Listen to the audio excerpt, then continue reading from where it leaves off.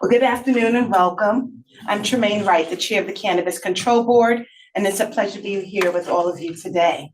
Recognizing we have a majority of board members present, I'm pleased to call to order another meeting of the Cannabis Control Board and to welcome all of you who are participating here in person or via our real-time live stream.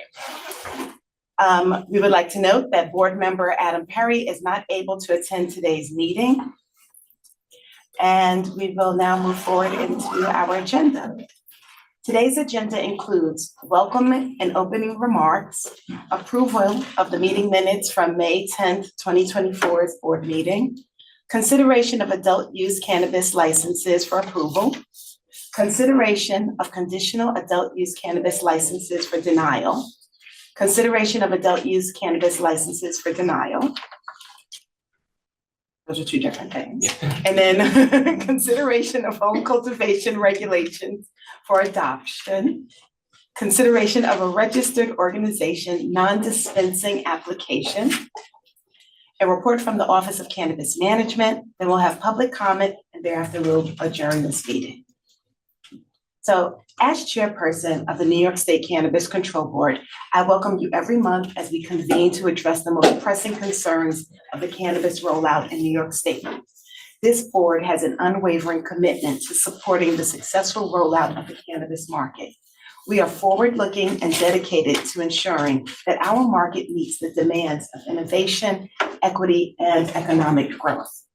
We are actively shaping the next chapter of New York cannabis. And most importantly, we are leading by listening.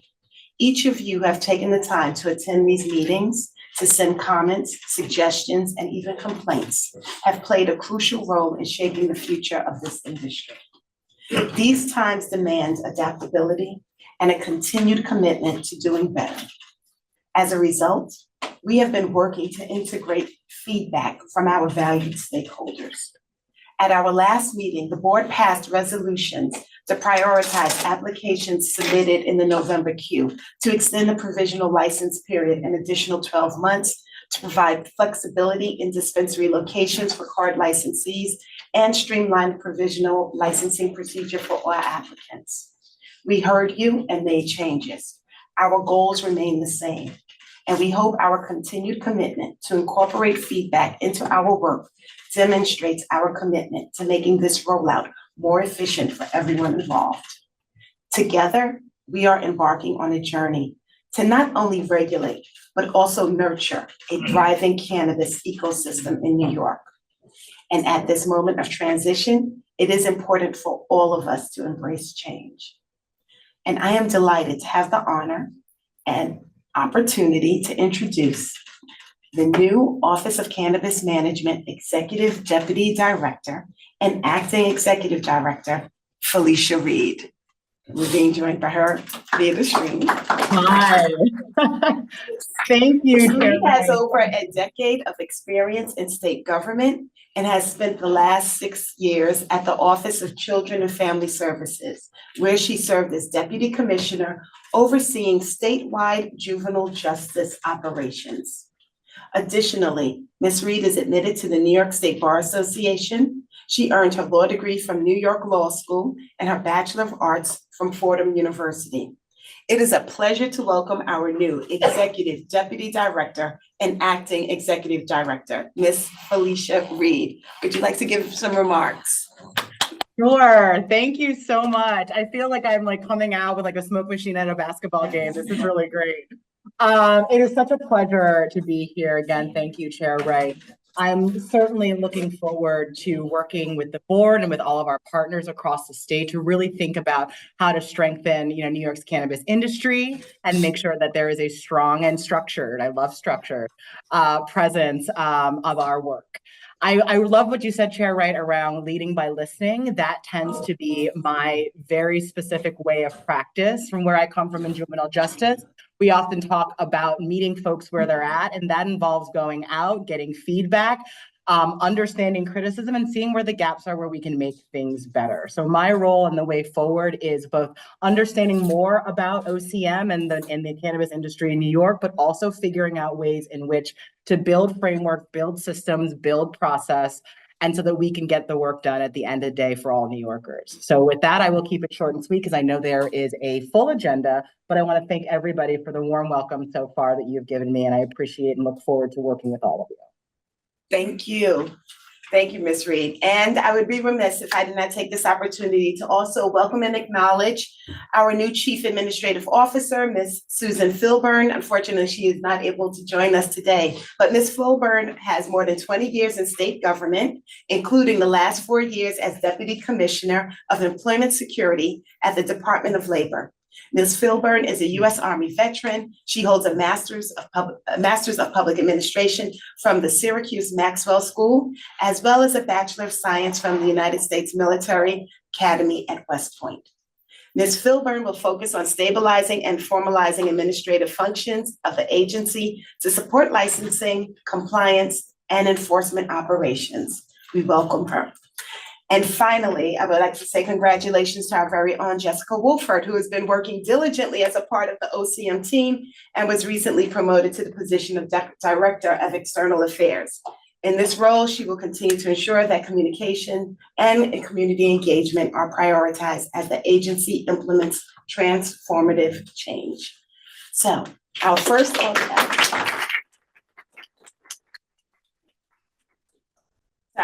order of business today is the review and approval of the meeting minutes from our May 10th, 2024 Cannabis Control Board meeting.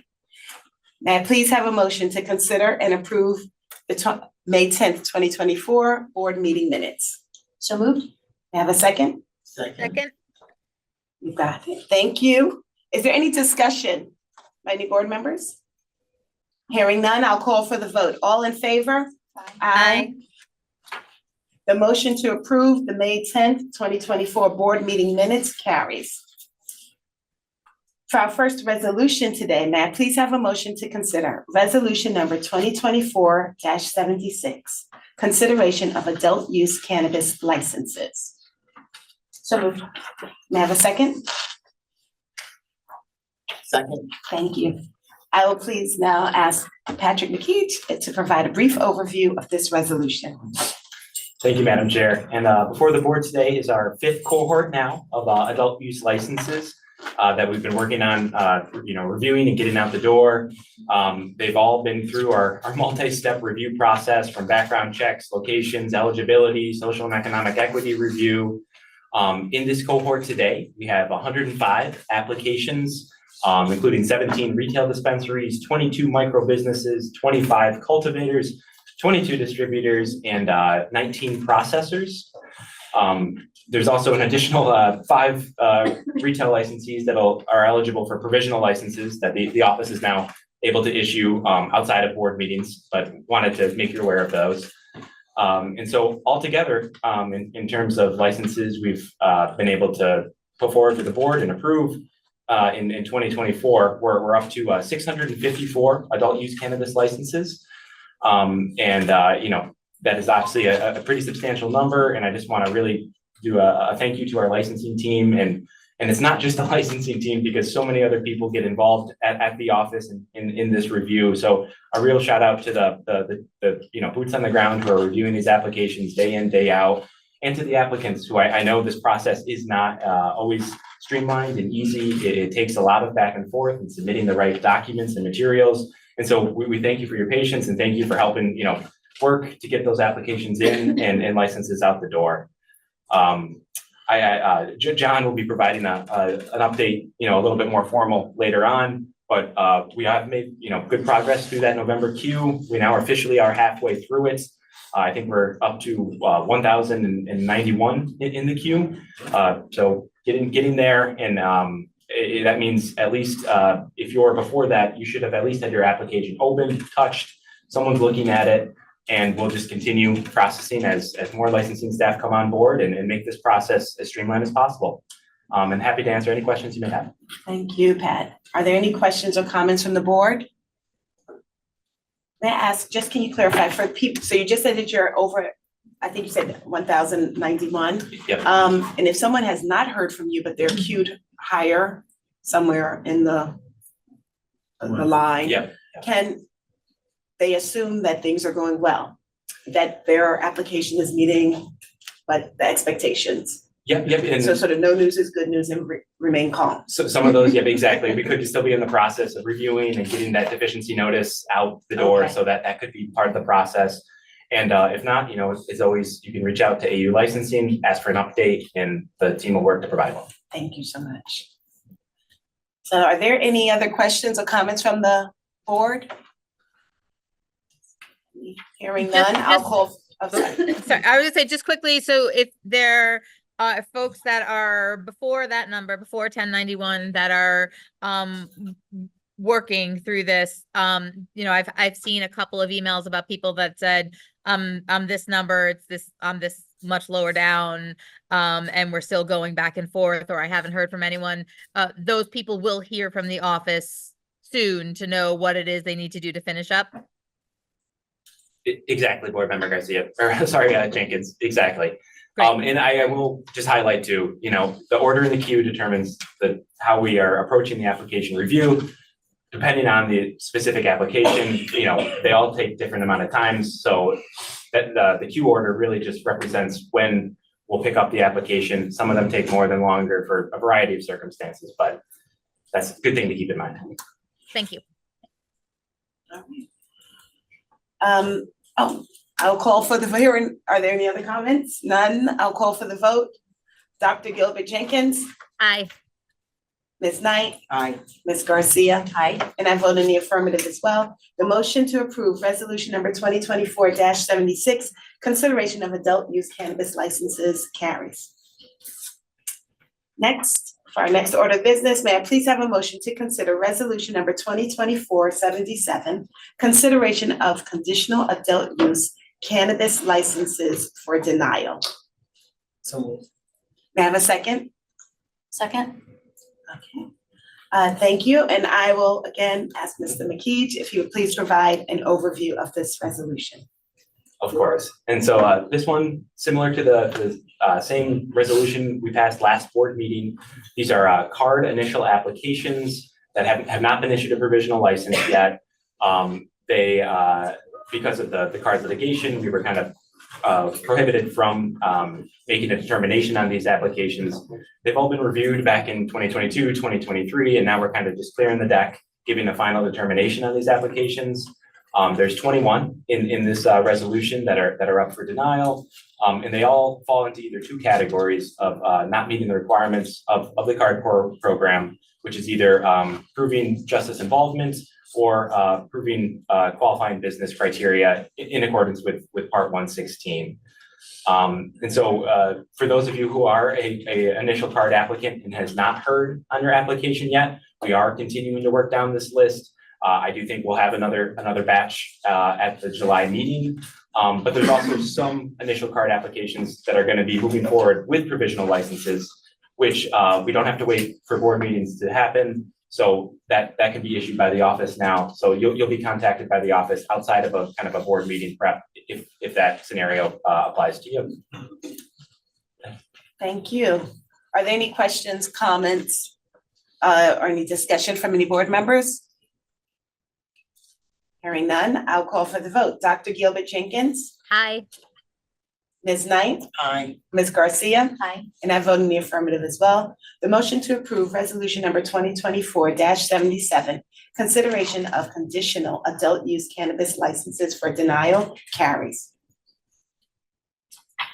Next, may I please have a motion to consider resolution number 2024-78, consideration of adult use cannabis licenses for denial. So moved.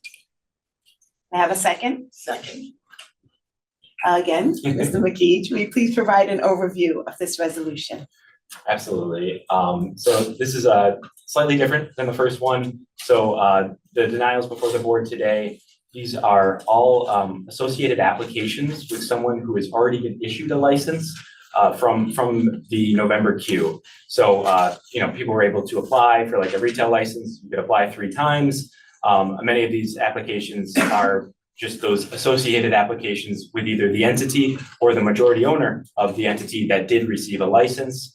And with the kind of spirit of trying to make sure in this first round that we are getting as many licenses to as many different people as possible, rather than, some people being able to stack a bunch of licenses. We're at a policy where one license per entity or majority owner. And so the 79 applications in this resolution all fall into that category. Is there any discussion, question, or comments from the board members? All right. Hearing none, I'll call for the vote. Dr. Gilbert Jenkins, Aye. Ms. Knight, Aye. Ms. Garcia. Aye. And I vote in the affirmative as well. The motion to approve resolution number 2024-78, consideration of adult use cannabis licenses for denials, carries. Next, before us, may I please have a motion to consider resolution number 2024-79, consideration of home cultivation regulations for adoption. So moved. May I have a second? Second. And we have a second. Again, now I please ask Ms. McKee if he'll provide an overview of this proposed resolution. Will do. And this one is a little more exciting than the last two. So this is a resolution to approve the home cultivation regulations for adoption, meaning that home cultivation for adults 21 and older in New York State would become legalized once these regulations become in effect. These regulations were originally approved at the proposed regulations were approved for public comment at the February board meeting. They've gone through that public comment period. No substantial changes were made to them, and they're now being recommended for the board for approval. This is, I think one of those last kind of pillars in terms of cannabis legalization. So I think it's very exciting, and I'm happy to report too that we have met the timeline in the MRTA, which gave the board within 18 months of the first sale of adult use cannabis in order to make these home cultivation regulations effective. What we've seen from other states is a lot of people are really interested in home cultivation, but it ends up being a little bit more tricky and harder to do than I think some think. But similar to people like to brew their own beer, make their own wine, it kind of provides that access outside of a regulated framework. I will say there is prohibitions on using like volatile solvents and butane, propane. We've heard horror stories from other states where people are doing things in garages and basements. So please do not blow yourself up. But very excited that these regulations are now moving forward, and the office will be putting out some further guidance on our website just around the parameters and the rules and regulations, so folks know what is and is not allowed. Thank you. Any questions, comments, discussion from the board? Okay, hearing none, I'll call for the vote. Dr. Gilbert Jenkins, Aye. Ms. Knight, Aye. Ms. Garcia, Aye. and I vote in the affirmative as well. The motion to approve resolution number 2024-79, consideration of home cultivation regulations for adoption, carries. And now, may I please have a motion to consider resolution number 2024-80, consideration of registered organization non-dispensing application. So moved. May I have a second? Second. Again, I will ask Ms. McKee if he'll please provide an overview of the resolution. Last one. So this For one, today. yeah, for today, exactly. So this should be relatively familiar. We've approved 8 registered organizations to participate in the adult use market. This one is an applicant for a ROND application, which is our acronym. It stands for Registered Organization Non-Dispensing. This means the registered organization would be permitted to participate in the wholesale aspect of the adult use supply chain, as well as continuing to provide for medical patients at their existing dispensaries and in that market. The registered organization has submitted an application with all the requirements, including a environmental plan, a medical patient prioritization plan, and a community impact plan. And so they've met all the requirements as laid out in our regulations and is being recommended for approval. Thank you. Any discussion, question, comments from any board members? Hearing none, I'll call for the vote. Dr. Gilbert Jenkins, Aye. Ms. Knight, Aye. Ms. Garcia, Aye. and I vote in the affirmative as well. The motion to approve resolution number 2024-80, consideration of registered organization non-dispensing application, carries. And that concludes the resolutions before the board today. We'll now hand the floor back over to Ms. McKeej for the Office of Cannabis Management's report. Thank you very much, Madam Chair. I think we have 3 areas of discussion today, a market update, a social and economic equity update, and an update kind of on the license review process. And now I am going to pass it over to our policy director, John Kagia, to take us through them.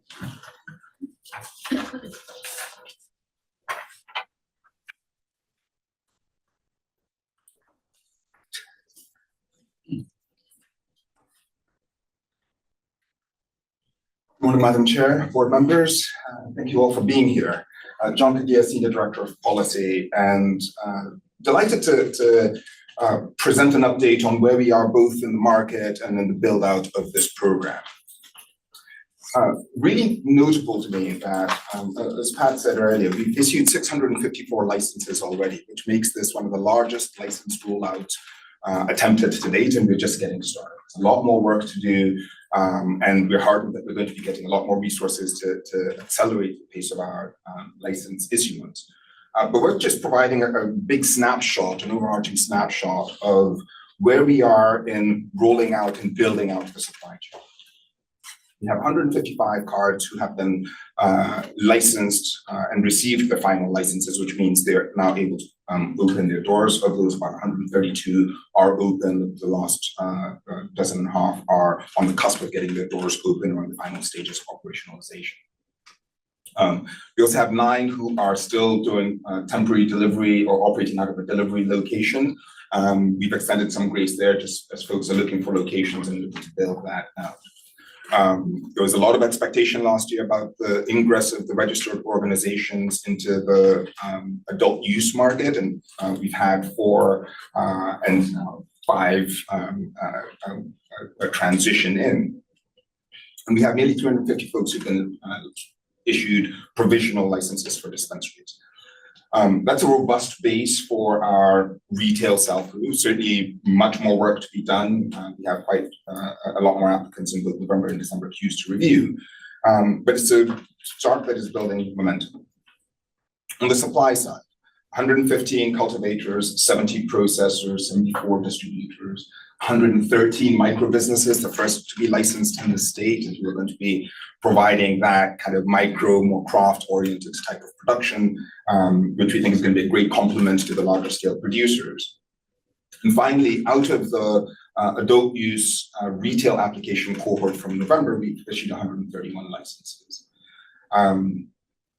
This has been a phenomenal amount of work, and while we understand that there's still a lot more work to be done and a lot more opportunities to accelerate the pace at which we're doing, it is worth noting that we have laid a very robust foundation for this supply chain, and it is a broadly distributed supply chain. So part of what we're trying to do is ensure that this continuity from the point in which seeds are put into the ground until the point in which consumers are able to walk out of the store or receive a delivery to their home with the cannabis grown and produced here in the state of New York.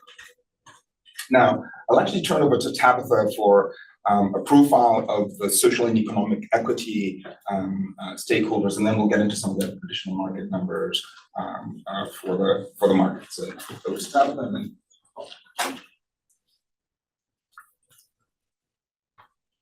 Thank you, John, and good morning to the board. Thank you for having me. Today, I'm here to discuss our C licensees. We have 55% of the entire supply chain within our adult use market are owned by our social and economic equity licensees. We are being very proud of that number. It keeps us above of the statutory requirement of 50%.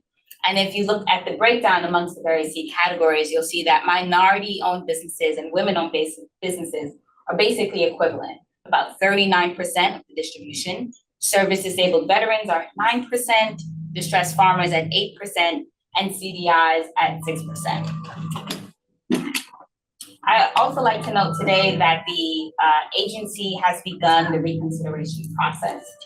Reconsideration is a requirement under our adult use regulations, which offers applicants the opportunity to request from the agency reconsideration of a negative determination of C status. So for example, if an applicant has applied as social and economic equity, and upon review of their application, we issued them a negative determination, the applicant can request reconsideration. Now, that reconsideration is only afforded to applicants who meet two criteria. The first criterion is that the applicant must have attempted to cure deficiencies. The second is that the applicant must have received a negative determination. This is not an extension of the 30-day cure period. It's important to make that known. This is rather an opportunity for the office to take a second look and see if we've missed anything in our review. Now, there are some applicants who may not be interested in further pursuing that C status, and that's fine. It is an opportunity, and so those applicants who are looking, for example, to reduce their application fee and their licensing fee, and to be to qualify for any other social and economic equity programming, we encourage them to consider this option. But again, it's not a requirement.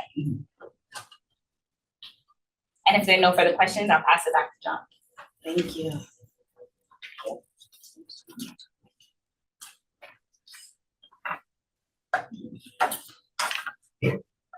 So building on that, we're not only building the supply chain quickly, but we're building a phenomenally diverse supply chain, the most diverse supply chain in the country. And we expect this to continue as we continue the rollout of this market.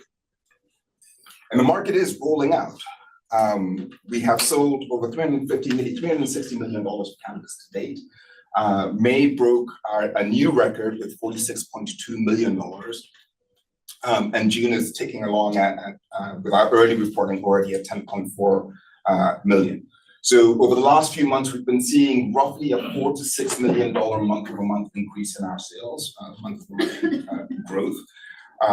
And on the next slide, you'll see that the last week of May went absolutely barnstorming. We did 12.5 million, our highest week of sales to date, exceeded the nearly 11 million that we were crowing about at 420, which was supposed to be a banner week. But two things are happening in parallel. One is that the addition of new stores is helping boost these numbers, but we're also continuing to see sustained week-over-week, month-over-month growth amongst the stores that are open. Very few of our retailers have reached their steady state yet, but we're seeing that in some cases it's taking up to 6 months for a retailer to get to the steady state of operations. So we're expecting that folks who have opened in the last 2 or 3 months will continue to see growth well into late summer before they start to reach their new levels of plateauing.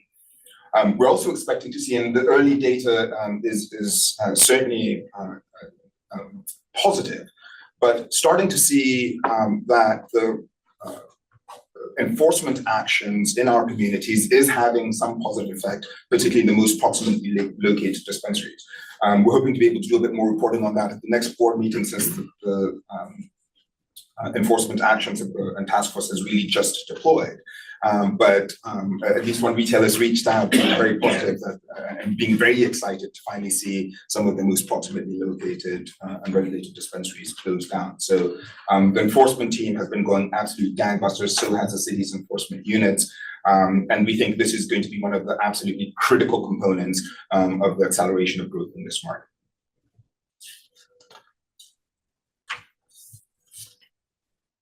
I find the quarterly snapshot a really good way to look at the growth trend. We're nearly 200 million, in fact, based on the data that would have come in late last night, we've just crossed the $200 million mark for the year. And it's meant that, with just Q1 and Q2 reported through the end of June, we're nearly, or we have well exceeded our totals for 2023. The momentum will continue. We will easily double these numbers by the time we get to the end of the year, because of the number of new stores we are opening on a weekly basis, and because of the continued strength that we are seeing. So great to see the cash registers ringing. It's great to see the tax revenues that we will be able to collect with this, and we're very much looking forward to deploying those tax revenues in our upcoming through the Community Grants Reinvestment Fund, which is something we're going to be discussing at upcoming Cannabis Advisory Board. It is worth noting, and this is based on some questions that we have been receiving about kind of the spread in performance we've been seeing across retailers. critically important to understand that, we have such a range of retailers across the country, across the state. With different sizes, they're located in different communities, they're running very different types of operations and have taken very divergent approaches to how they're managing the inventory and how they're managing the caseload. So always careful to caution against looking at just the average and assuming that everybody's going to perform in that average. In this profile, we're looking at the 4 quartiles of performance plus the average across the market. And you can see the top performers in the market are really capturing a very significant share of the total revenue that we're raising. And some of that is longevity. They've been open for longer. They're leveraging significant retail experience. We're seeing the management of inventory be an important factor, an important differentiating performance. But on a weekly basis, the top quartile is doing over $1 million. The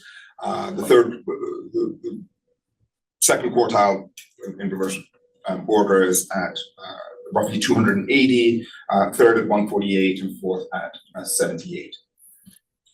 Point being, as retailers are preparing to launch the operations, one can certainly be optimistic, but understand the dynamics of the places in which your businesses are located, understand the profile of the consumers who you're going to be attracting, understand the competitive dynamics of the neighborhood you're in. Think global, act local. There's a lot of great insights to be gained from the way the constellation of retailers have performed to date. And while it is important to be aspirational, one of the things that does tend, and I've said this before, but worth repeating because of the number of new folks we will have coming online here, one of the things that does get folks off to a challenging start is ordering too much inventory on day one, and that gives you very little flexibility if your customers are coming in looking for things that you don't have on shelves. So try and minimize how much capital you have tied up on inventory until you have a better sense of how your customer profile is behaving. Leverage the PLMA rules, the packaging, labeling, and marketing advertising rules to identify ways in which you can reach and engage your consumers. Ideally, do the community engagement. One of the differences we have seen in the top performers, at least the top performers out the gate, is they spent a lot of time engaging the communities before they opened their doors. And they're showing up at community board meetings, we're showing up at community events, letting folks know that their businesses were coming. That level of pre-work ensures that you can have folks ready for you when your doors open. So next slide, please.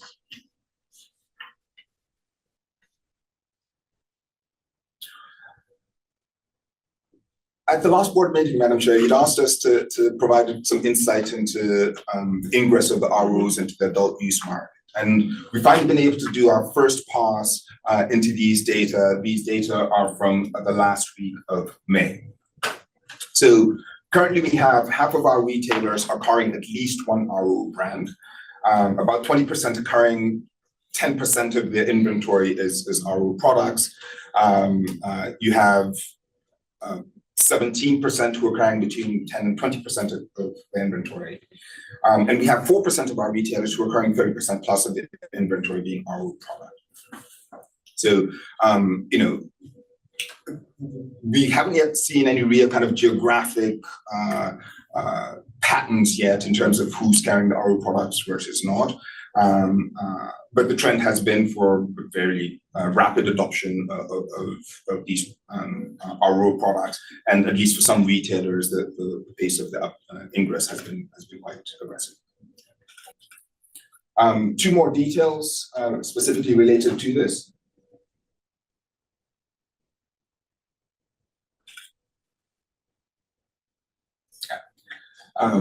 Brand distribution has grown. We now have 347 brands on the market. When we last met, we had 280.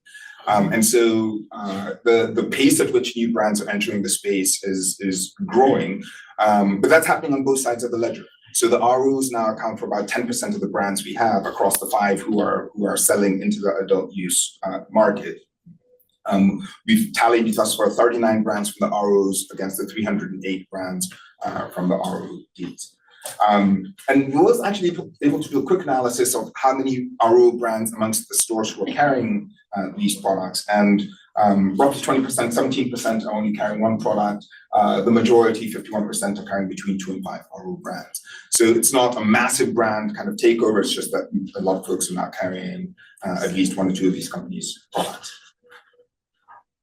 And a final point specifically related to brands and brand distribution. So if the RO products making up 11% of the brands on market, 9% of the sales, it really is across flower primarily, and then pre-rolls, vaporizers, and concentrates being the categories in which the RO products are entering the market.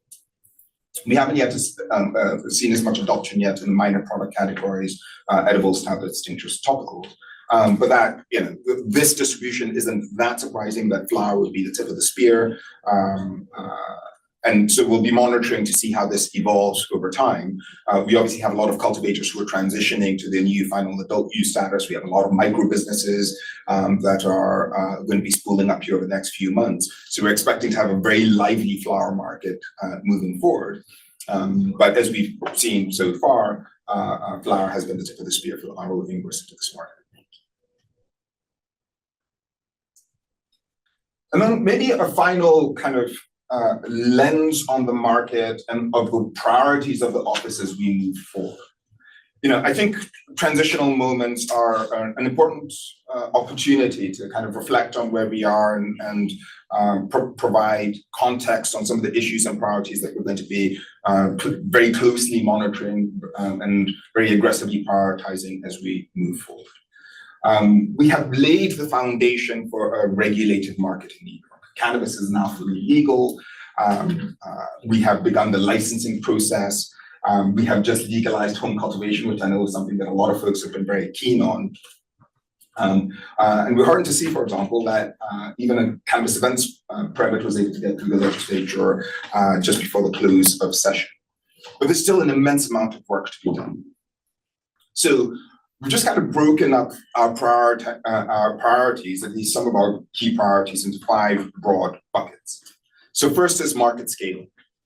Critically important for us to get through the licensing process as quickly as possible. We've been very heartened to hear that the cavalry is on the way with additional resources to help catalyze our pace of retailing or licensing. But it's not just about issuing licenses, it's also getting those businesses up and running. And so, as Pat said, for those of you, we are now fairly deep into the queue, specifically related to business operationalization. Please look out for emails from the office and please respond in a timely way. But also related to market scaling is looking at ways in which we can review and refine our rules to help businesses perform more efficiently and effectively. So one example of that is we're conducting a detailed review right now of our packaging, marketing, labeling, advertising regulations. We wanted to start low and go slow. We wanted to be very conscientious in how we developed our initial rules. And now that we have more than a year's worth of data on which we can assess how these businesses are performing, we're going back through these rules to assess where we can provide a little more latitude for these businesses to market and advertise their wares to adults who are of consumption age. So those PLMA rules are just one of the number of aspects of the way the market regulations that we're willing to consider to help drive efficiency. 2 is efficiency optimization. We're in the process of building out the seed to sales system, which will dramatically improve our data access, our data reporting, certainly help, and I speak a little bit selfishly, it will help with our market updates to the board. But it's also the deployment and development of technology systems that enable us to engage and manage our relationships with our licensees more efficiently. Make it easier to for example, make business changes through the business portal. It will help with the communications responsiveness, which is a key point of feedback that we've received. And so there's going to be a lot of priority on that. 3rd is unregulated market capture.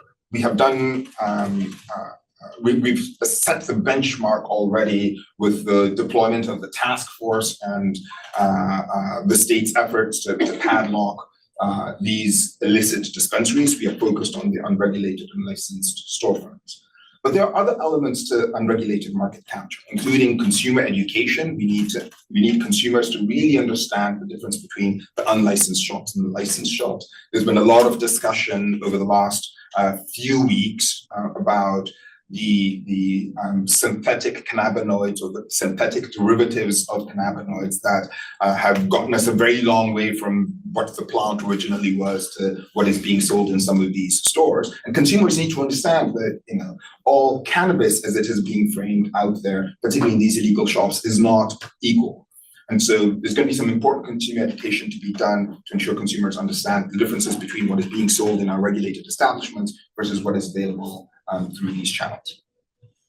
And the third critical part is regulatory protections and enforcement of the regulations. You know, it's not just important that we transition this market from fully unregulated, unlicensed, and unmanaged into a regulated framework, but that we protect the rules that ensure that the market is managed in a safe and equitable way.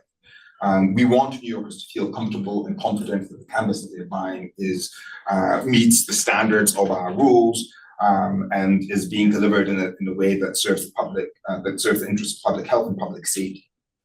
So ensuring that we have the resources to ensure kind of compliance and adherence will be another important part of the work that we do. We have an immense amount of stakeholder engagement to do as we move forward.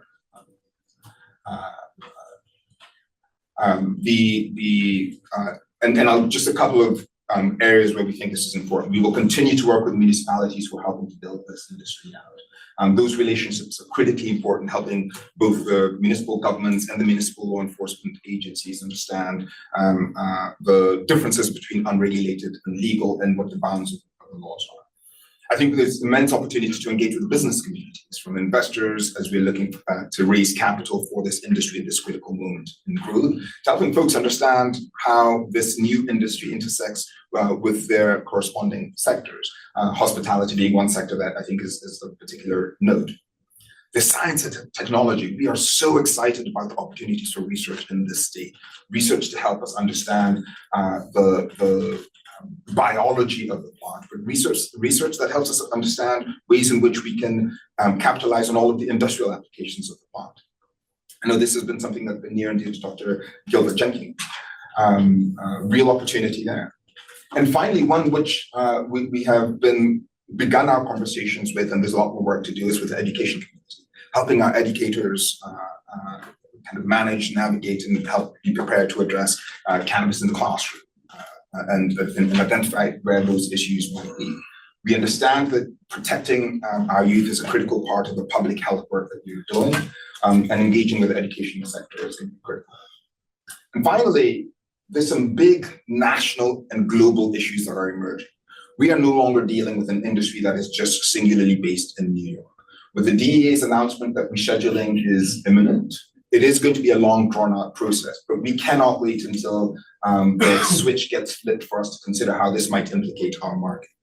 So we have begun the process of thinking through and working through the implications of federal rescheduling on our market and understanding how to shore up and safeguard our market. Two is the considerations around cannabinoid hemp. We have a farm bill that's pending in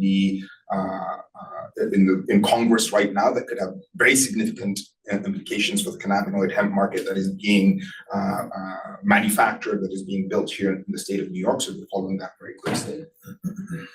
And as we kind of recognize that, even as we are critically focused on building a market for New Yorkers right now, as we look out over the next decade, over the next 20 years, this is going to be a national market. This is going to be a global market.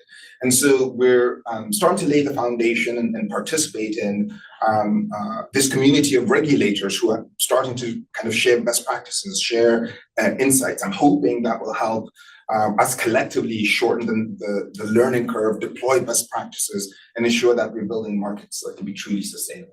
A lot more work to be done there, but we are at the beginning of those efforts.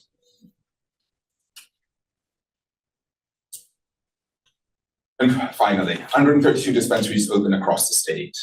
Many more to come. The split with upstate and downstate continues to be very well balanced. And if there isn't a neighborhood cannabis dispensary near you, give us a little bit of time. We're working furiously to get as many open as quickly as we can. Pat mentioned this earlier, but I will close with this point that we are now at nearly number 1,100 in our review order. That doesn't mean that we have contacted 1,100 people yet, just that those are the number of files that we have touched. If you have not heard from us yet, please stand by, but do look out for emails from the Office of Cannabis Management. Please be responsive during that 30-day cure period. And continue to send us those questions. We're working to staff up our customer response teams and ensure that we are getting back to folks in a timely way. So with that, I'll defer to any questions from the board, but thank you for this opportunity, and we look forward to continuing to build this market at this moment. Thank you both John and Tabitha for your reports and presentations today. Are there any questions or comments from the board? I just have a super quick one. Yep. John, thank you for all of that update, and I hear you that the enforcement update will really be coming in July. I just wanted to offer that if there is any way that I can help in coordinating, or if there's any work that as a board member I can be a part of, I think that is something that here in Central New York is really important, as our small one-horse town with one stoplight has 3 illegal dispensaries. And so that will be the drum that I keep beating, is that the more that we can close these down, the better that our legal market will be. And so I'm here to help in any way that I can, other than busting through their doors and just being like, we're coming for you. Well, I might advise against doing that, but we appreciate the support, Board Member Jenkins, Gilbert Jenkins, and I'll certainly extend that out to our enforcement unit that's been working very diligently on this. But thank you for saying that, because it is worth underscoring.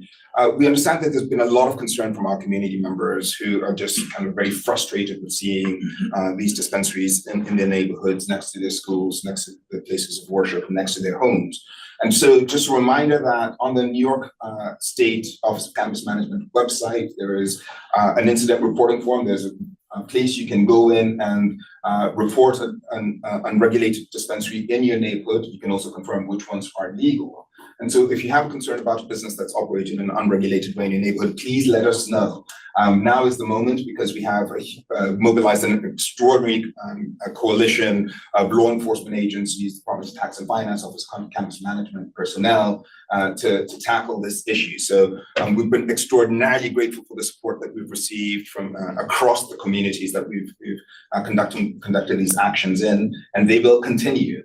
And the hope is that even as we continue to very aggressively target these unlicensed operators, we will, with similar expedients, open the newly licensed businesses in the state. Thank you, John.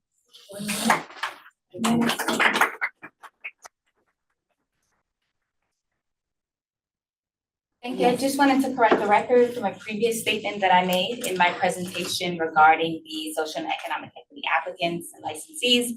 I mentioned that 55% of those licensees are held by RC stakeholders. The 50% is a statutory goal. It's not a requirement. The requirement is for us to collect this data and report out on this data, but the statutory goal is 50%, and we continue to exceed that goal. Thank you. Thank you, everybody, for engaging us with that update. And so for our next order of business, we'll be providing members of the public with an opportunity to address the board. Again, we won't be answering questions, but we welcome everyone to take this opportunity to share their thoughts. Again, you will be limited to 2 minutes. Please be mindful of the timekeeper, and I believe that they'll be speaking over here at this podium.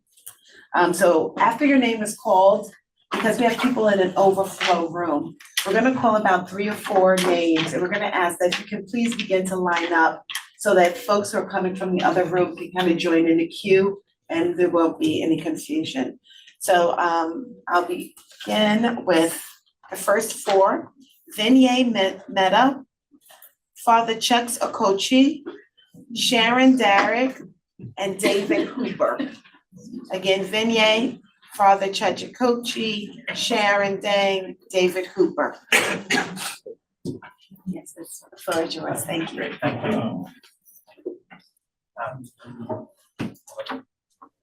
Good afternoon.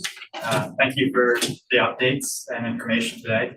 My name is Vinay Mehta, and I'm here to speak on behalf of Gotham Manufacturing, OCM license applicant number for processing number 12. Our business was formed in 2021. Since then, we have raised investor funds, secured a location, acquired equipment, invested in R&D grants, and are doing everything in our power to provide GMP compliant manufacturing for the cannabis industry. We are here and we are ready, but we need your help. We are burning through cash on a lease that this government agency required at the time of the application for a facility we cannot do anything with until we are licensed. We submitted our application on October 4th, the first day the portal was open. We meticulously planned every step we've taken to ensure that we have enough runway for licensing. At first, we thought maybe we would hear something by February or March. Surely things would start moving in April or May. However, I'm standing here before you in June with no understanding of what to expect. We understand that you are working hard. We get that. I'm not here to complain or talk about the sacrifices that have been made to be here right now. But we are here and we are ready. I have listened to the dialogue of the previous committee meetings and have understood there's been limited discussion about the processing pool of applicants. We are not growing the product and we are not selling it to consumers. However, the infrastructure, process, and people are critical to successfully scaling the legal New York cannabis market. The dispensaries are opening at a faster rate, more licenses are being awarded, and market demand is growing. It is critically important now that we increase supply chain reliability and increase product innovation for dispensaries and consumers. To do this, we need a lot more than 70 processors in the state, and how many of those are open and operating like discussed today. Additionally, we create high-paying manufacturing jobs, train workers, and teach skills that can be used for decades to come. I'm advocating for this committee to immediately start reviewing more processing applicants on the queue. It's time. So Okay. anything additional, if you can please just hand it to us, because it's really not fair to the other 20-some people waiting. I'm just last sentence. So Meet me there, please. the timing is critical. Sir, Okay. thank you. All right, thank you so much. Appreciate it. Father Chucks Okochi.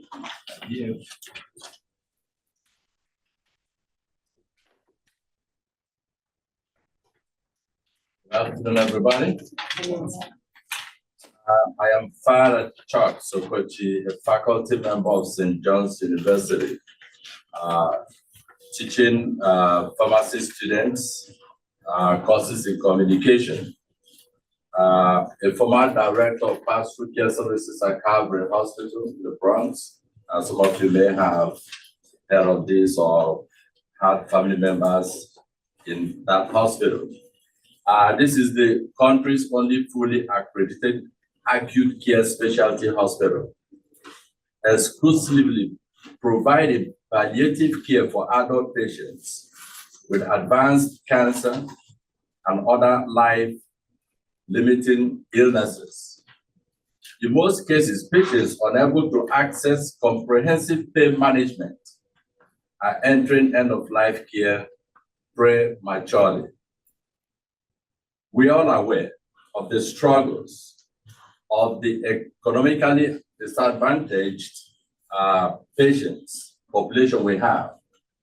And New York State needs to prioritize the issuance of additional medical RO licenses to ensure patient access to medical cannabis. As an attendee of OCM's recent faith-based leadership coalition meeting, rather than focusing on grants to faith-based and community organizations we should be redirecting cannabis tax revenue to subsidize medical cannabis for Medicaid patients and veterans. New York State OCM has not addressed this issue. Those who are affected by poverty as much as spared. So, we should reconsider where we channel our tax money to be able to help those who are in need, those who are poor, and especially the veterans within our state. I'll be taking this up again within the ecclesiastical circle to make sure that this is achieved. Thank you. Thank you. Sharon Derrick, Sharon Derrick, followed by David Hooper, then Kevin Kamiker, and Charles Gonzalez. I hope that's me, it's Sharon Jane, right? Oh, C-A-N-D?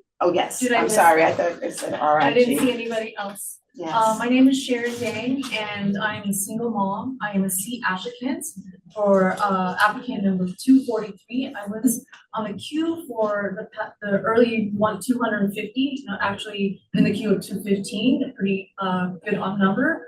And we have not heard back at all from the OCM past, I don't know, it's no response from AU or anybody that I've reached out to. And I just wanted to bring to your attention that it's probably because, unfortunately, I applied with a applicant that had John Markopoulos, and he has had some predatory actions against my application.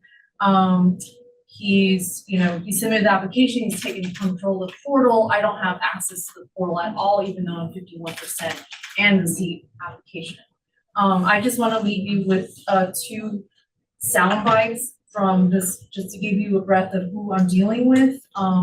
Forging documents, there's a lot of things going on with this guy. It's just, but more importantly, I want to play this one.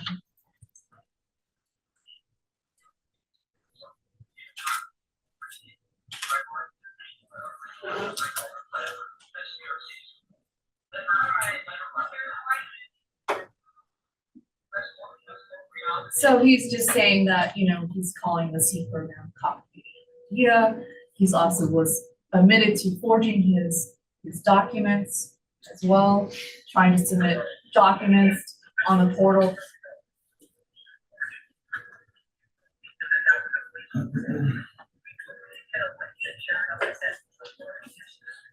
He was trying to forge documents and upload them to the portal. I had no control. I just wanted to bring your attention and see if I can get a response from you guys. I haven't been able to upload any of my TPI documents. I think our application is stuck.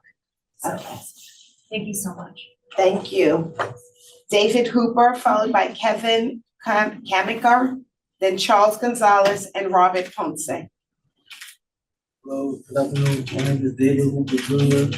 and I am a card application waiting for final licensure. First, I would like to say thank you to Chris, Damon, the board, and the OCM staff who have built the base for the New York legal cannabis market thus far. It's easy to point fingers from the sidelines, and in no shape or form is this my attempt. Mistakes aren't a negative thing, and when it's corrected, it's just information to get it right. But when you continue to make the same mistakes when it become a problem, I watch many board meetings and witness people come to speak about how they are bleeding financially from this process, a process I now find myself in. We had a virtual inspection back in April and still have not been issued the license. Every first of the month that passes, I cannot tell the landlord that I am waiting for OCM. The rent still has to be paid.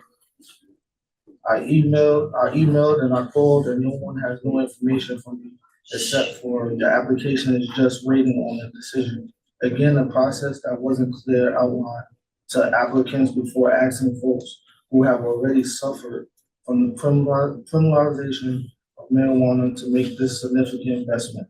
In fact, the report from the state audit was the first time hearing about the different hands that the applicant passes through. The promise was equity, and I hope that this board remains an independent body not to be influenced by the likes of the governor's office or the special interests that have set out to railroad New York's rollout. I'm hoping that speaking here today, after this board meeting, someone can point me in the right direction. And to close, I'd like to give a special thanks to Monique in compliance and V in licensing. Thank you. Kevin, followed by Charles Gonzalez, then Robert Ponce and Igor Kotlar. Good morning, everybody. Good morning, OCM, board, everyone here today. Congratulations to everyone today who got their licenses. I'm involved in a license that was already approved in a couple board meetings ago. I'm here on behalf of an associate of mine who is in the 200s. He's been holding proximity protection. He's a C applicant. He's had communication, but communication went silent. It's in a great area. It would benefit the community. We're just trying to get some answers. I have other people here as well at this board meeting who are also in the same position. Just communication, you know, the board has been communicating. They're members of the OCM that I've personally spoken to, and communication's great, but in some certainties, it's not, you know, and I don't want to throw shade on anybody because any first rollout is going to be difficult. But like the gentleman said before, people are bleeding money the first of every month. You want us to hold these locations. We need some communication. We need to know if we are or we're not getting it. There's only been a little over, I forgot the exact number, it's over 100 licenses from the general lab from November Q for retail, I'm being specific for retail, have been issued, provisional, non-provisional. Just communication, and I also did want to thank you guys for shutting down all these illicit shops. I have friends who are operating as we speak till this day, and it has definitely made a huge impact on sales and to the community. So thank you for that. But please, people who are in the November queue who have been closer to the number one and who have been contacted in January, February, you guys gotta reach out and just let us know what's going on. Thank you for your time. Thank you. Charles, followed by Robert Ponce, Igor Cutler, and then Walter Iwachu. Hi, good afternoon. I am Charlie Gonzalez, representing ELSA LSC and doing business as Marijuana Dream. We recently received an enormous amount of assistance from the licensing team, and we are hopeful and confident that we will be a newly licensed C company in the next few weeks. My question is, when we do get licensed, who do we call for guidance and assistance to help us better understand the process from license to actual retail dispensary store? Robert, followed by Igor, then Walter, then Jocelyn Fenton. Hi, my name is Bob Ponce. I represent the Cannabis New York podcast. We cover the legal cannabis industry. My statement is all questions. I'm not expecting a response in this venue, but I hope at a further date to talk to people at OCM and get some answers. My first question is, what is OCM and the governor's current commitment to social equity? There's been a lot of turmoil and change, and we understand it was necessary, but we want to know going forward, you know, that commitment still remains in place. And in particular, how does OCM, the governor, and the new interim executive director plan to revive or rescue the card program that has had its challenges?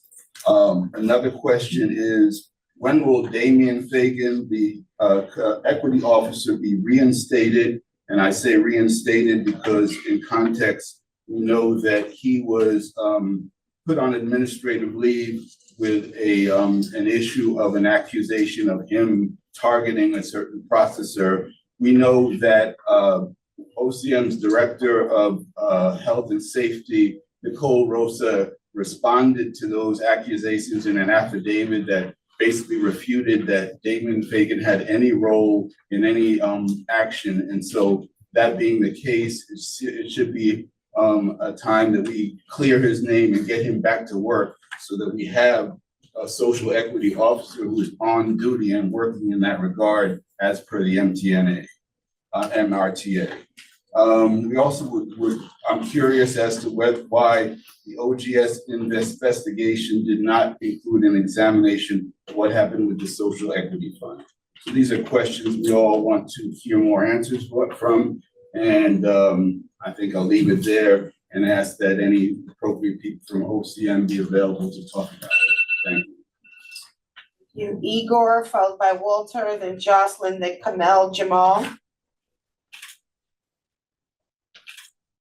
Good afternoon, Igor Cochlear, Smellinelli, court license 667. I'm sitting at this meeting right now, and I'm just thinking about one thing. How many people at the OCM, on the board, in the Office of Operations, in the policy office, how many people have business experience? I'm talking about not a degree, but a simple course in Business 101 or Accounting 101. Think about this. This entire room of people has a problem with mostly one thing, communication. You cannot build a business and then build an infrastructure. It does not work like that. It can't work like that. It's impossible. 655 licenses, cord licenses approved, and 131 open. That's not a successful operation. That's less than 22%. 789 licenses are getting proximity protection. How are you going to handle that? How? 60 days ago, and I'm speaking to you, Ms. Wright, I apologize. 60 days ago, I stood here. I gave you my problem. After the meeting, you introduced me. You told me who to go speak to. I spoke to Linda Baldwin. She told me I'm in a better place than I was before. I spoke to John Cagia. He gave me his card, told me to call him, told me to email him. He replied to one email 60 days ago, spoke to the man once, told me that he will handle it. Spoke to Patrick McCage, told me in 1 week he will have a letter for me with this. I don't know what's going on. Here is a survey for 70 Canal Street proving that I am 200 feet away from the Buddhist temple. A survey that I've paid extra money for to have ready for this meeting today. Since Linda Baldwin told me I'm in a better place, it has costed me $40,000 more. The communication does not exist. Mrs. Wright, I'm handing you this original survey with the seal, the original seal, not the copy. Please procure this for me. I'm getting thrown out of my place of business because of this. 40 grand, 60 days later, nothing. Absolutely nothing. How can you approve more licenses? How? You're gonna have to rent a stadium for the next meeting. This is for you, Mrs. Wright. I'm giving this to you. Thank you. Please get me open, please.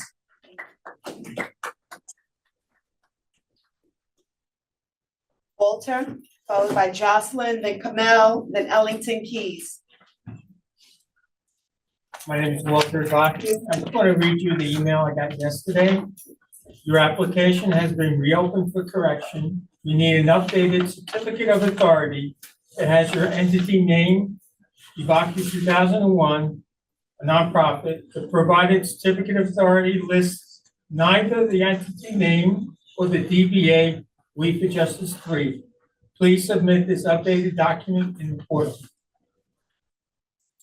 The certificate of authority that was issued in February says Evacu 2001 Inc. We for Justice 3. So I'm at a loss. They've had it since February. I don't know what to do. Thank you very much. Jocelyn Fenton, followed by Kamel Jamal, Ellington Keys, then Nicole, and then Ndiaye, sorry. Thank you. Good afternoon. My name is Jocelyn Fenton, and I'm the current applicant for the New York cannabis license. Our company is in the December queue and has been diligently following the OCM rules, but with the new policies implemented on May 10, we find ourselves in the fog of navigating treacherous waters. The OCM rules from last summer provide a straightforward process, and now we are left in limbo. The OCM rules establish two queues, the November queue for those with site control and the December queues for those without. Both queues were to be reviewed concurrently and not consecutively, We are in December queue. We received confirmation from the OCM on May 4th that our application was greenlit, so we immediately obtained site control. Shockingly, 6 days later, on May 10th, the rules were abruptly changed to prioritize the November queue entirely before the December queue. For many applicants, this endeavor is the Super Bowl. Imagine the chaos if the referees and the rules were changed to the Super Bowl halftime. For example, we were only playing 3 quarters instead of 4 quarters. The results would be chaos. This is the magnitude of the disruption caused by the change in the rules. This is a mistaken assumption that the November queue will open faster, but many applicants have delayed site control to manage financial risk. Also, critical results are increased proximity conflicts in market saturation. If the OCM deems the market saturated after reviewing the November queue, the December queue might never be reviewed, and that is a blatant misrepresentation. Decision makers must fully engage rather than making haphazard and disjointed decisions that create problems rather than solving them. Now, who has the power to make such a politically tumultuous and legally careless decision? Changing the rules mid-process penalizes those who detrimentally relied upon them. An application fee is willfully insignificant to compensate for applicant damages, creates significant liability, and possibly official impropriety. Remedies must be sought to do no harm to applicants and adhere to equitable principles. Thank you. Thank you. Now, followed by Ellington Keys, Nicole, then Kevin Poller. How you doing? My license number is 001132. We're in 463 Main Street, Beacon, New York. Our corporate name is 463 Station, Inc. In September, we ran the Cannabis Grower Showcase and we were number 2 in revenue, New York. We're in the November queue at number 574. We received proximity protection. We were taken off proximity protection. We received our provisional license. Thank you. We submitted for public convenience and we did every single step needed, and we've been receiving emails but now silent. Then we received a welcome packet and we started our work. 4 days later, we received a welcome packet email saying it was an error. Countless emails with no replies. I truly feel that I'm in purgatory because it's not that I'm denied. I have an application that's been submitted and approved. I have a location that's a former retired police station in Beacon, New York. We ran a successful showcase that was number 2 in the entire state in sales revenue with 0 errors. We have a city that has enough space for 3 locations. 2 of them are micros that are not open, and both have licenses and both under lease. One of them, the building's for sale, and the other one has no possible space to put it. The landlord made a bogus lease. We own our property. Our police station is historical and we could be a highlight to the OCM and the entire state cannabis industry.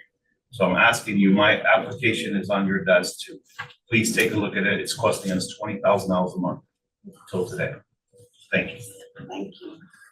Ellington Keys, followed by Nicole, then Kevin Poller, then Chair Shah. Hello, my name is Ellington Keys. I'm an applicant for a retail license. I brought with me a marketing deck created by top marketing firm in the country and an interior design deck created by architects and interior design people for our store. I was listening to everybody speak and the things that were said were confusing to me. There's only been 1,091 applications approved from the November queue, which is only half of that queue. I'm 4,077 in the December queue, so I have absolutely no idea when I'm getting my license. Like everybody else in here, I've been losing money daily. We raised an initial investor pool, but we've had to return a large portion of that money due to not being licensed. The investors didn't want their capital tied up. We're supposed to get where we anticipated getting our license in March. That didn't happen, so investors wanted their money back.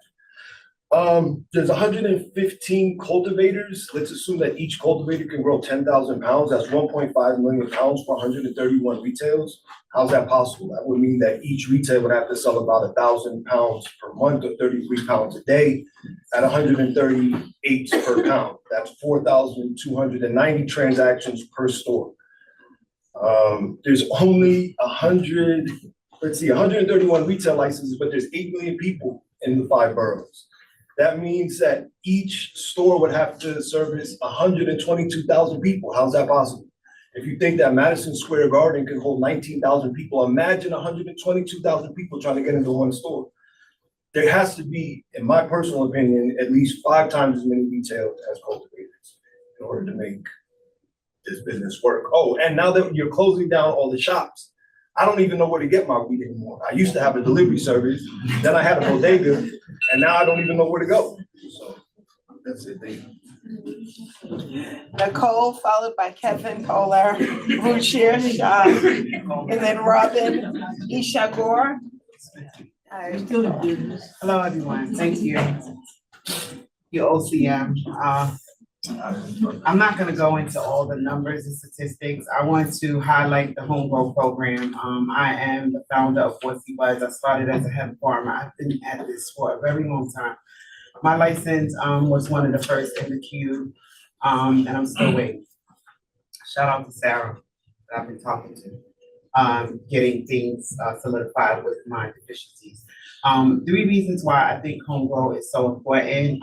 It was more of an equity issue, and my friend Ashita Dawson made that acknowledgement. Also, decriminalizing the industry, like the mindset of people in this industry has to be changed through education and community empowerment. I think that essentially home grow is a mere plan to empower the community as far as equity and resilience and being in control of growing your own cannabis legally. It symbols the progress towards OCM and the equity and the exclusivity that you guys have attempted to do. And if any of you guys have my license, you can just give it to me right now. But, you know, shout out to OCM again, home grow. I'm really happy about home grow and also the research. The research is definitely going to be needed in the state of New York. Thank you. Thank you. Kevin, followed by Ruchir, then Robin, then David Simon. Good afternoon, everyone. I'm from upstate Pines, Hudson Valley, Red Hook, New York. Waiting on getting a license, getting closer every day. We did get communication since the last meeting, and actually we got another email today asking where my fingerprints are that were turned in many months ago. But so I'm very happy and positive because we are communicating with you guys. So hopefully it's going forward. I was hoping to be open by the end of the summer, but I don't think that's going to happen. And like everybody else, we're just bleeding money. And paying surveyor, we're doing parking lot work. It's very expensive, very expensive endeavor. But hopefully it will pay off. And I'm glad to see that everything's reorganized and communication is a big thing, and hopefully it will get better. So, thank you. Thank you. Ruchir, followed by Robin, then David, and then Tiffany Stoker. Good afternoon. Can you hear me? Yes. My name is Ruchir Shah. I've probably been coming to OCM meetings for a while, even before the first window opened. My partner and I applied for the November window. We've got our review. We submitted our deficiencies within 24 to 48 hours. The last thing we heard is we were in a background check. And when I asked the lady what was the entailing in the background check, our attorney said that it just requires that you're not convicted for fraud and whatnot, or not involved in illicit market, X, Y, which none of us are. My thing to you is I'm not going to complain. I'm not going to beg anybody to give me my license or give us our license or anything. Pretty sure everyone's in the same boat. There's a lot of people in this room is because they still have faith in the system, and you guys basically, it shouldn't take this long to say yes or no for an application. It's really not much in the thing. So some people just want a yes or no answer, and the enforcement actions are good and everything's great, but like when you're shutting down illegal stores, also the process of licensing needs to be streamlined. So then it takes the incentive of anyone to move to legal. That's why we have a illicit market, because there's a way, because there's the word is financial incentive to be illicit instead of be licensed. So if the process was a little bit more smoother and more transparent. Thank you. Thank you. Robin, followed by David, then Tiffany, then Jeffrey Hoffman. Honorary board members and staff. It may not appear it, but fast forward 10 years from now, it will be seen that and acknowledged that you've done an amazing job. I handled the application process for my wife, who was awarded license number 3. You communicated very well, the office. There was constant communication. When there was a deficiency, we turned it around right away, and she was awarded her license. The system worked wonderfully. I'm sorry to hear that it's not working wonderfully for some, but I did want to put it out there that it does work. And I saw it. My wife had the honor of receiving the license. She will be opening on Sutphin Boulevard in the Jamaica Station area, right next door to my father, God rest his soul, his 90-year-old liquor store.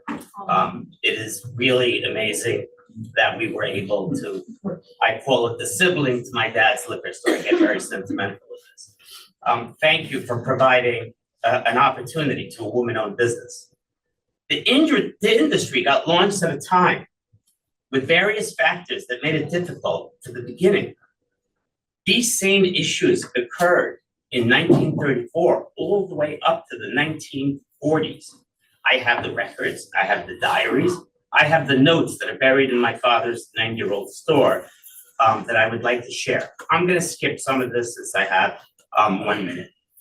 For the health of the industry, you're in a tough position, but you need to look long-term. Board, please, look very long-term. A web has occurred. It needs to be untangled.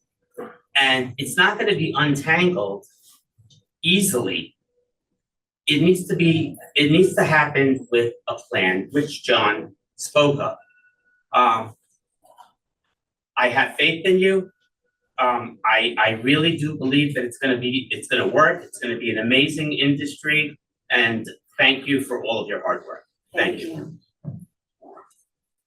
David, followed by Tiffany Stoker, then Jeffrey, and then Tony Smith. Excuse me. Thank you, Madam Chair and distinguished members of this board. My name is David Simon. I am a cultivator here for December. I'm here to speak on the importance of prioritizing and expediting cannabis nursery licenses to existing farms and cultivators who are currently in the approval queue. In traditional agriculture, every successful farm relies on the consistent supply of quality seedlings and crops from its own and other industries. This foundational aspect is equally vital for the cannabis industry. By priming the top of the supply chain with robust nurseries, we ensure that cultivators have immediate access to high-quality plants, which is crucial for their operation. Expediting nursery licenses will bring significant benefits. Firstly, it will provide cultivators with speed to market advantages, allowing them to begin growing the crop sooner and reducing the time lag between planting and harvest. This is especially critical in the cannabis industry, where market demand and competition are intense. Second, having accessible nurseries saves cultivators both time and money. Instead of waiting for approval and then scrambling to secure plant material, cultivators can rely on established nurseries to supply them with what they need and when they need it. This streamlined process reduces overhead costs and minimizes delays, contributing to a more efficient and resilient supply chain. Additionally, nurseries play a pivotal role in genetic diversity and innovation. By having a variety of strains and genetic material readily available, cultivators can experiment with and optimize best performing plants for their specific growing conditions. Nurseries also contribute to sustainability and environmental stewardship of cannabis cultivation. They can implement and disseminate best practices for pest and disease management, reducing the need for chemical intervention, and promoting healthier growing environments. Furthermore, nurseries can focus on breeding pest-resistant and high-yielding strains, which can significantly improve overall crop resilience. In conclusion, prioritizing the issuance of cannabis nursery licenses is not just a matter of convenience, it's a strategic move that will strengthen the entire cannabis industry in the state of New York. By supporting nurseries, we support the backbone of cannabis cultivation, ensuring a steady and reliable supply chain. Thank you.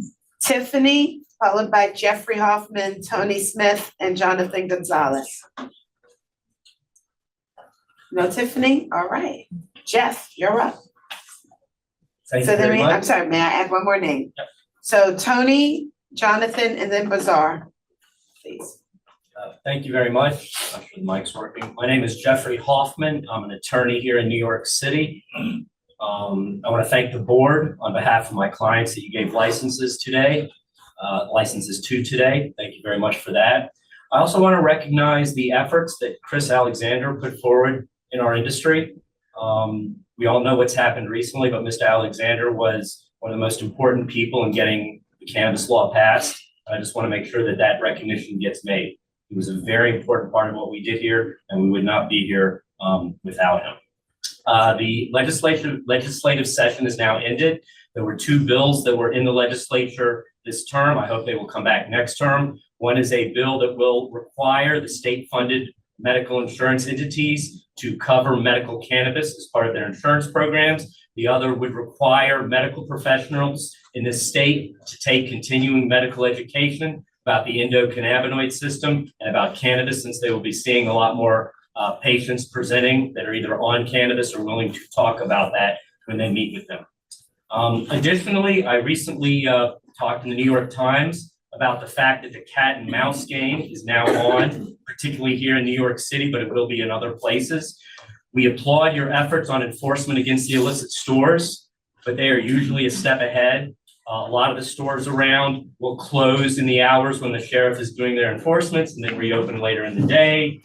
There's all kinds of ways they're getting around it. There was an article in the LA Times recently that in LA County, at least half, if not more, of the stores there are still illicit. That is what you are facing. My recommendation to you is that you work with the legislature and you take one building from a landlord. You make it so that it's a very heavy fine, once, twice, and the third time you take the building. You take one building, the rest of the landlords in this state will take care of the problem for you. Thank you very much. Tony, followed by Jonathan Gonzalez, then Bazaar Royale, and Julian Malinsky. Good afternoon and thank you. I'm here from the Drug Policy Alliance. I want to re-emphasize the original intentions and design of marijuana legalization in New York. The historic cannabis law, the MRTA, was designed to create a fair cannabis industry in New York, centering communities harmed by the war on drugs, family farmers, and small businesses. OCM's new interim leaders installed by the governor must adhere to this principle and resist corporate and political interests seeking to undermine the law. The MRTA was a beacon of hope, a testament to the power of community organizing, and a model for the nation. It promised to work toward repairing the harms of cannabis prohibition by offering opportunities for those most impacted by the drug war and reinvesting tax revenues into communities that were disproportionately targeted. Despite the slings and arrows that have been thrown at OCM and its leadership, let's be clear about what New York has achieved. New York has opened more adult use cannabis retailers than any other legal market on the East Coast other than Massachusetts. So far, 95% of our retail market is small business. In the first 15 months of legal sales, New York alone has nearly tripled the number of Black-owned retail dispensaries nationwide. Despite its achievements, there are those who would prefer to throw the baby out with the bathwater and move to, quote, expedite in a way that sacrifices equity. Expediency to satisfy large corporate interests cannot be the priority. This is the moment where we must resist corporate pressure with their army of lobbyists pushing to change the execution of the law. Crucially, the next director of the Office of Cannabis Management must protect the vision and values of the MRTA so that New York's implementation of cannabis legalization is centering small businesses and those most impacted by decades of the marijuana arrest crusade. We are watching.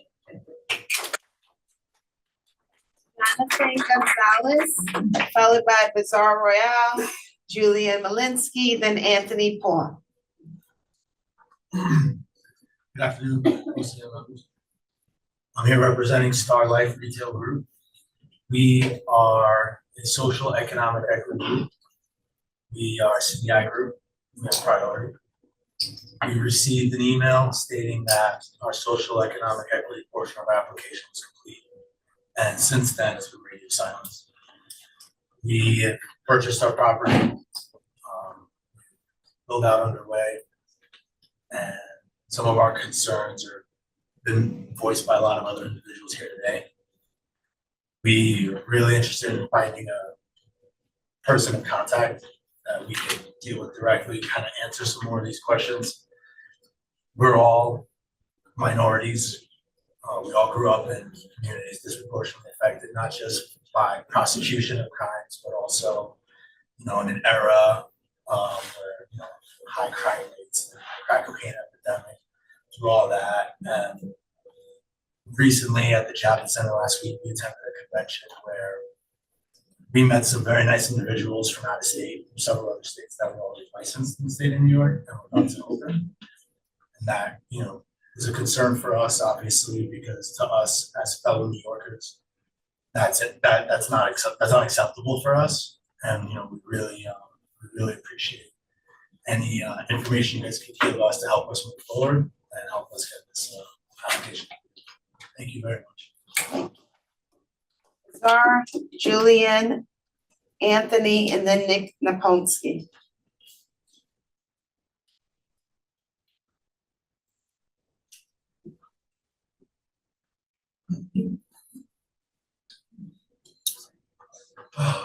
Before you start, are Julian and Anthony here, and Nick? If you guys can kind of get on, if you can, please come into the queue. And then the last speaker, just shoot a Dawson, because then we don't have to wait for everybody. Thank you. Good afternoon, everybody. My name is Bassal Royale. I'm the founder of the Conditional. I'd just like to say I've been on this road for this long, for almost 2.5 years. And I'm still here, so thanks. Julian Malinsky, followed by Anthony Powell. How you doing? My name is Julian Belinsky. On behalf of my application, Supply Design LLC, number 793, OCM Retail. And I was getting in contact with the OCM last month. I was on proximity protection and they took me off. And everything is complete with TDI and pre-approved with the C applicant because I'm on CDI. And I just lost contact, just trying to figure out what to do next. They can respond quicker or with some communication. Thank you. Thank you. Anthony, then Nick, then Dashita. Is Anthony here? All right. Good afternoon, Chairwoman Wright, and members of the Cannabis Control Board. Pleasure to see you again. Circumstances. My name is David Nikonski, and I'm an affiliate with DMPY Inc., one of the licensed cannabis retailers in New York City, and DMTZ Inc., one of the applicants who rejected today with resolution 2024-78. Today, I express our profound disappointment and concern regarding the unmodified passage of this resolution. The resolution appears to rely on what many would consider an arbitrary and capricious internal policy that, distressingly, was not made public prior to the closing of the application window. It was only at last month's CCB meeting, 6 months after the application window was closed, that this policy was disclosed to the public, leaving no opportunity for applicants like us who inadvertently would have violated the undisclosed policy to remedy their applications or cure the alleged defect. Changing the rules after the fact and disqualifying people based upon the new rules is not fair, it's not okay, and quite possibly is not legal. Such opaque practices not only undermine trust in the regulatory process, but are also likely to spawn a series of meritorious legal challenges. These are challenges that could have been avoided and will now threaten the stability and integrity of the state's cannabis program again. Stakeholders in the industry who must question the rationale behind introducing such criteria without prior public discourse or transparency. Regulatory bodies are public servants and are subject to the law, as is consistently reminded every month here by Attorney Jeffrey Hoffman in his monthly comments report. Deviation from the obligation, again, risks plunging the state and its cannabis program into repetitive legal battles. This is not about just following the law, it's about fostering a transparent, fair, and equitable regulatory environment. We urge the board to reconsider the approach taken with this resolution and strive for more transparent governance practices in the future. We must ensure that New York's cannabis program is fair, lawful, and free from unnecessary self-inflicted litigation and challenge. Thank you. Ms. Sheeta? Madam Chair. My name is Rashida Dawson, and I am the founding director of Cannabis NYC. I want to first start with a thank you to Chris Alexander for his service and the legacy as an architect of the MRTA, for pioneering and holding a line of equity from day one, from advocacy to legislation to implementation. Legal cannabis in New York would not exist without his leadership and grit, and time will tell the story. Frankly, it already is. Our impressive stats highlighted today by John and Tabitha did not occur in a vacuum. Now, as we welcome new interim leadership at the state level, it's crucial you understand the following. The city will continue to be a partner in the implementation of the MRTA, which is first and foremost a restorative justice reform bill. We must protect equity from opportunists, whether it be illegal stores, predatory loan programs, or lobbyists with clients in the November queue that could care less about cannabis equity reform. Equity must remain at the heart of the development of the industry, and the chief equity officer is the one-of-a-kind role in the country, and the unit's involvement in licensing is critical to our ongoing success in exceeding the MRTA goals and outpacing the entire country. And CARD must not be left behind. I appreciate the dilemma of the November queue and holding leases, but I must remind the state that there are hundreds of justices involved, CARD licensees and applicants waiting for the state to see it through on the promises that were made at the start of 2022. The group that has been most harmed from criminalization continues to be reharmed. They paid more for application fees, they've endured multiple injunctions, and they were promised support to operationalize. And we must hold the line on these promises, the same way we held the line on the MRTA year after year. In the coming weeks, Cannabis NYC will be launching programmatic efforts that we hope will continue to bridge the gap for those in our jurisdiction. Card licensees, please reach out to our office, cannabis@sbs.nyc.gov. The work continues, and in the words of Chris Alexander, equity isn't a thing, it's the thing. Thank you.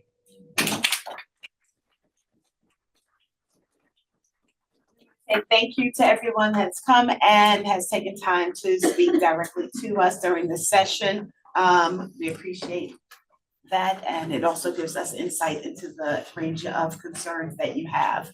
I would like to note that the time, location, and a live stream link will be shared on cannabis.ny.gov in advance of our next control board meeting, and a recording of today's meeting along with our meeting minutes and a transcription will be posted as well.